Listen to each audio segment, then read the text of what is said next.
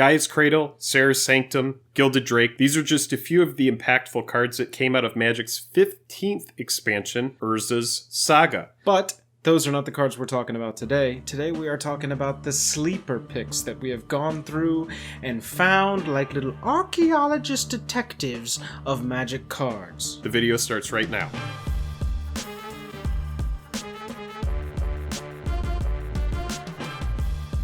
Special thanks to our Patreon supporters who power our channel. Check out our Patreon for monthly giveaways, exclusive content, and even a starring role in our fan fight series. Link in the description below. Hello and welcome to The Day. Thank you for spending your time with us. I'm Jake. I'm Joel. Welcome back to another episode of Jake and Joel Are Magic. We are going to get into Urza's Saga, Magic's 15th expansion, our commander sleeper picks for those. But first, if you like the video by the end of it, please consider subscribing. It's the best way to help the channel as we continue to grow. Let's get into those cards, starting off with a featured uncommon. We have two featured uncommons in this set. Essentially, if we're featuring an uncommon or a common, it's because there's something about it that is exceptional and puts it above the rest. And normally, a lot of the time, it's going to end up being an artifact or enchantment. So far, that's what they have been. So with Planner Void, let's talk about it. Essentially what you have here is a ley line of the Void that is completely... It affects everybody. It doesn't just affect opponents. It's like a world enchantment. Right, it's symmetrical. It's not... I wanted to say the opposite of asymmetrical, but I didn't get that out. But it does hit you. So what you want to do is build it into a deck where you don't care about your graveyard or your opponent's graveyards ever. Jake has a Punisher deck built around Karavik, and at that point, he doesn't care about graveyards. He's just trying to lower everyone's life total at the quickest pace possible, even if it affects his own.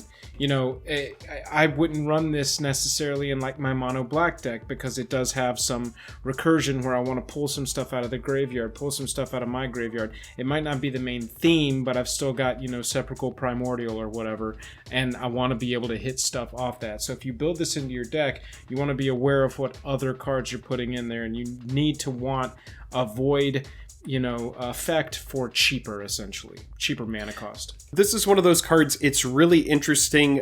You know, if you don't get Leyline of the Void in your opening hand, you're going to have to pay 4 mana for it. This card is 1 black.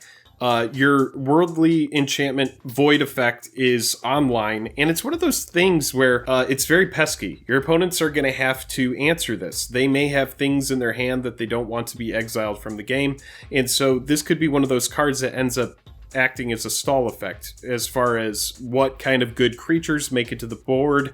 Is it going to be, you know, it's just an interesting card, and uncommon. Right. I think it's notable and worth bringing up. Yeah, absolutely. Before we move on from this one, we need a flavor text check.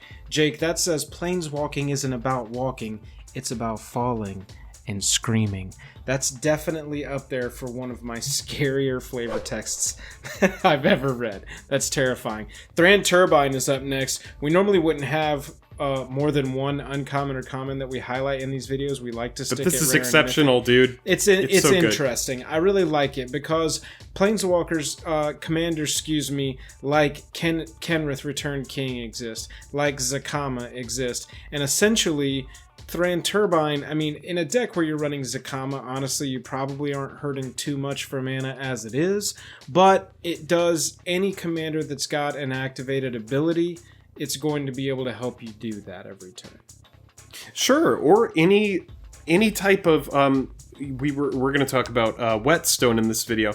Anything where you can sink mana into it, anything that's like a mana dump, as long as you're not casting a spell, you're getting 2 free mana off of this 1 cast Thran Turbine.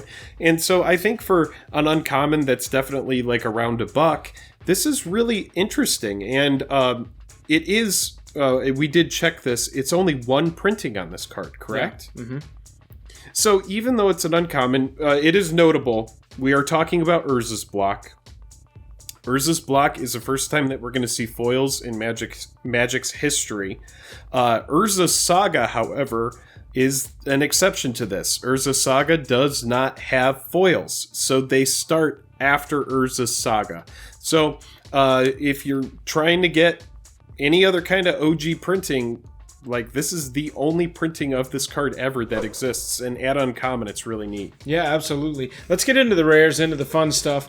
2 black, 2 other for a sorcery that lets you sack any number of artifacts, creatures, or lands and draw a card for each one sacked this way.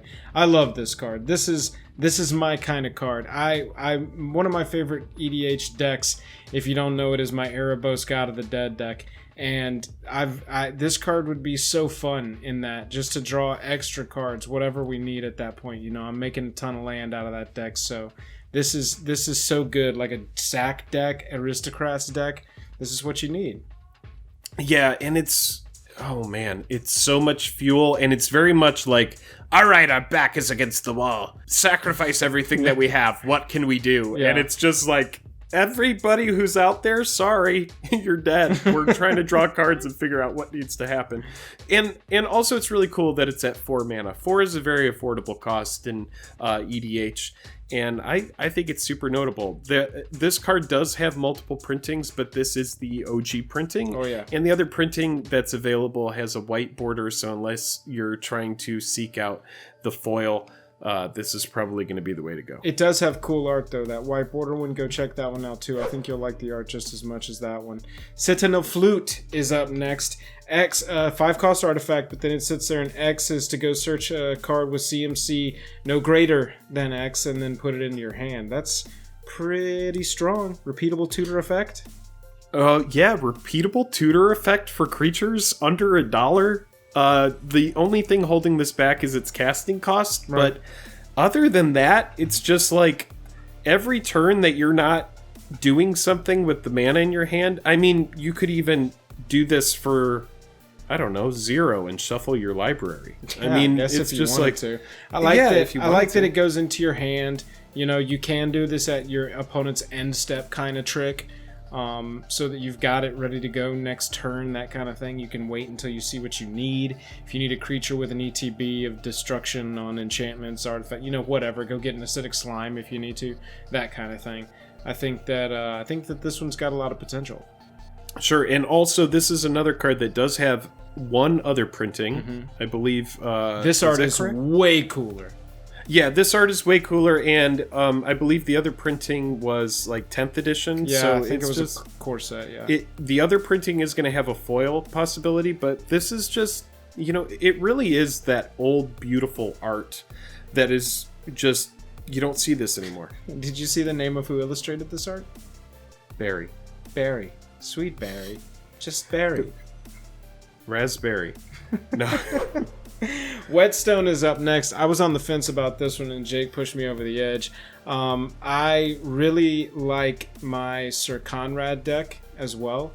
Sir Conrad is whenever a creature is put into a graveyard from anywhere, graveyard, hand, or the top of your library, each opponent takes a damage. And so this is the kind of card that just turns that deck specifically into a machine gun. You're just going crazy.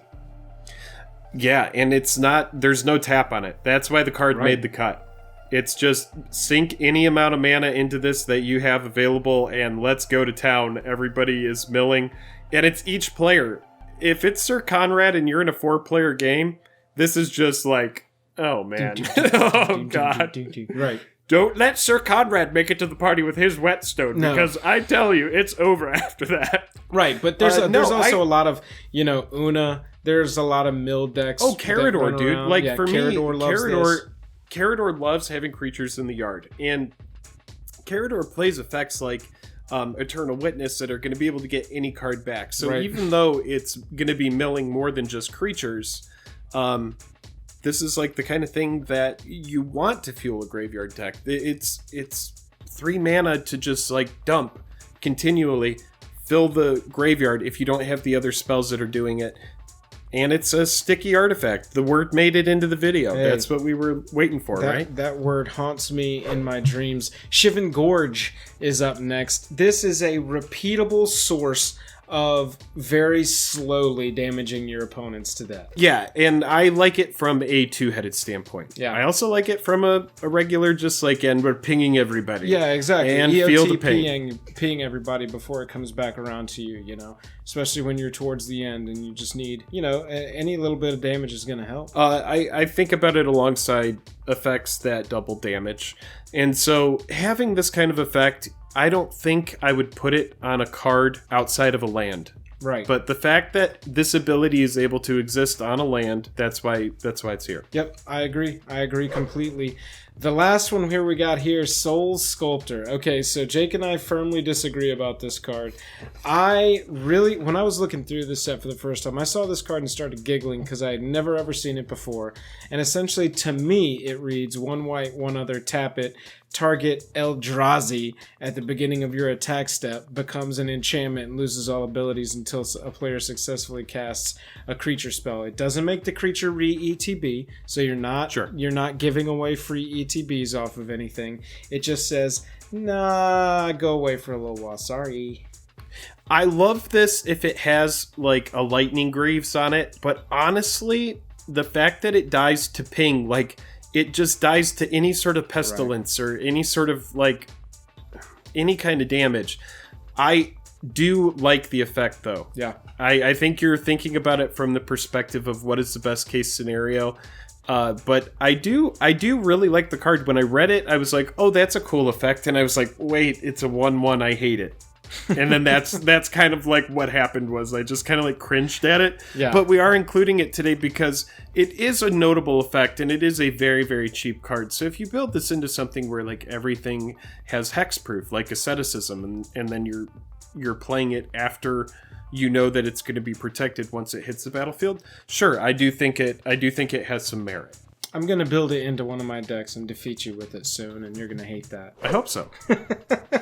Those are our picks for Urza's Saga, Magic's 15th expansion. We appreciate you watching. If you wouldn't mind hitting that subscribe button, we would really appreciate it, and it helps us out a lot. If you would like to support us further, we have a Patreon. Link is down in the description below, and depending on when you're watching this, we may or may not still be giving away free t-shirts to everyone who signs up, regardless of what level you sign up at. So make sure to go check our Patreon link in our description below to see if you can still grab a free t-shirt. Oh, perks. And if you want to hang out with us, we're streaming most Tuesday and Thursday evenings over on Twitch. Jake, what didn't I say? That you can use a t-shirt to plug a hole in a boat. Yeah, there you go. Thanks for watching.